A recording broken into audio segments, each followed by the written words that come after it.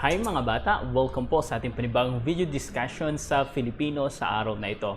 Ako nga po pala si Sir Jeff at ako yung makakasama naman sa araw na ito upang ating tuklasin at talakayin ang ating panibagong lesson sa ating pong Filipino. So kung kayo po ay bago pa lang sa channel na ito, ay maaari nyo pong i-click ang subscribe button, pati na din po ang bell, nang sa ganun kayo po ay ma-notify, ma-inform sa mga susunod pang video discussions na atin pong tatalakayin. At ang atin pong pag-aaralan ngayon sa araw na ito ay may kinalaman po sa Filipino. Ito po ay ang pang-abay na panunuran. So, ano nga bang ibig sabihin ng pang-abay na panunuran? At ano ang kinalaman nito sa iba't ibang klase o uri ng pang-abay? Atin po yung aalamin. So, atin po munang simulan ang atin pong pag-discuss ng ating lesson sa araw na ito sa pamamagitan ng isa pong panalangin. Let's pray. Ama naming banal na makapangyarihan ka po sa lahat, sa araw na ito kami humihiling ng iyong karunungan upang amin pong matutunan ang aming lesson na tatalakayin, lalo-lalo na sa Pilipino. Bigyan niyo kami ng sapat na karunungan, Ama, at patawarin kami sa aming pagkasala. Ito po ang aming hiling dalang sa pangalan po ni Jesus. Amen. Okay, so atin na pong puntahan ang atin pong lesson ngayon, pang-abay na panunuran. Last time, diniscuss po natin kung ano yung iba't ibang uri ng pang-abay. Ngayon, uulitin naman natin nang sa ganun ay kayo ay maliwanagan patungkol po doon sa pang-abay. So kung kayo ay hindi pa nakapanood ng mga discussion natin, ng previous lesson natin sa pang-abay, ay maaari nyo pong i-click o tingnan ang atin pong comment section below. Nang sa ganun ay nandun nakalagay po sa ating link, mga description link na i-click nyo lang at kayo po ay dadalihin doon po sa aking mga iba pang video discussion na may kinalaman po sa pang-abay. So, magkaroon muna po tayo ng short review. Ano bang ibig sabihin ulit ng pang-abay? Ang pang-abay, ito po ay mga salitang naglalarawan ng pandiwa. Pag sinabing pandiwa, ito po ay kilos ng pang-uri. Ito yung pang-uri naman ay paglalarawan po ito sa isang tao, bagay, hayop, lugar o pangyayari. Kagaya po ng maganda, pogi, yun po ang halimbawa ng pang-uri. At yung tinatawag naman na kapwa pang-abay. Pag sinabi po natin kapwa pang-abay, ay kagaya po ng naglalarawan sa salitang kilos na naglalarawan din sa isa pang salitang kilos o hindi po kaya ay sa isa pang pang-abay. Ano po? So atin po yung aalamin. So nandito po sa atin yung iba't ibang uri. Atin munang balikan. Yung una, pang-abay na pamanahon. Pangalawa ay pang-abay na panlunan. Pangatlo, pang-abay na pamaraan. At ang ating tatalakayin ngayon ay pang-abay na panunuran. Pag sinabi po nating pang-abay na panunuran mga anak, ito po ay pang-abay na naglalarawan sa ayos o pagkasunod-sunod ng kalagayan ng pagsasagawa ng kilos. Maaaring ito po ay inuulit-ulit o yung uri ng paglalarawan na kung saan ay inuulit-ulit. Halimbawa, isa-isang dumarating ang mga lalaki. Kung inyong mapapansin, yung salitang isa-isang, ito po ay naglalarawan po sa ayos o pagkakasunod-sunod ng kalagayan ng pagsasagawa ng kilos. Ano ang nangyari sa pagdating ng tao? Sila po ay isa-isang dumarating. Ano po? Yan po ang pang-abay na panunuran, yung ayos o pagkasunod-sunod ng kalagayan. Tandaan niyo lang mga anak, napakadali lang nito.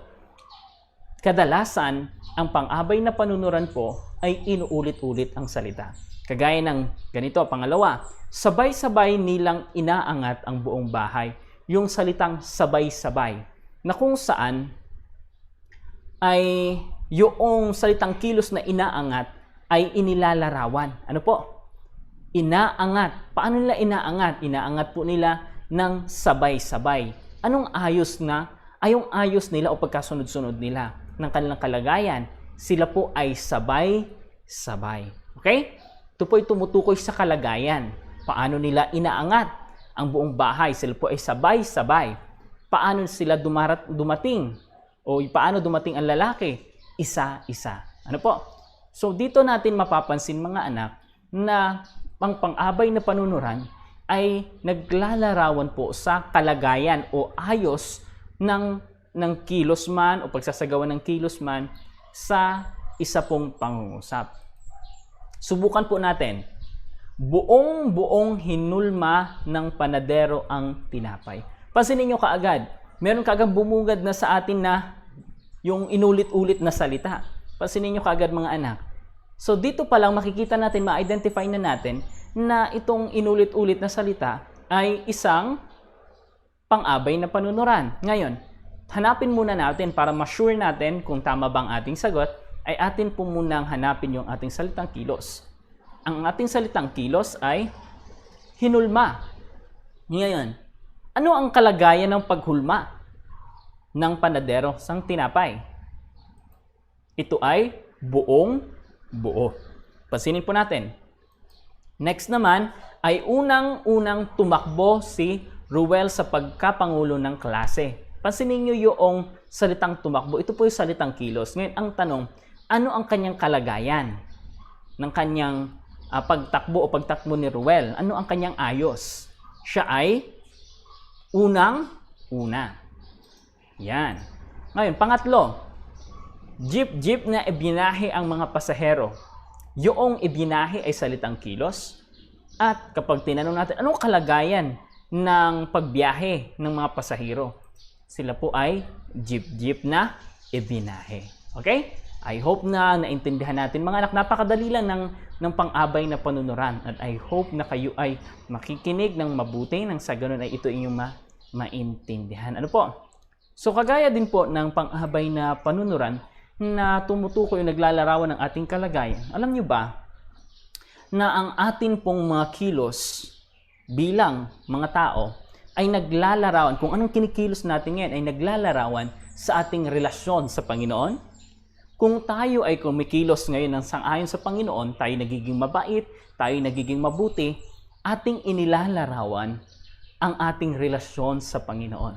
At kung tayo gumagawa ng masama, hindi tayo nagiging mabuti sa ating kapwa, ito din po ay naglalarawan kung gaano kalayo ang ating relasyon sa Panginoon.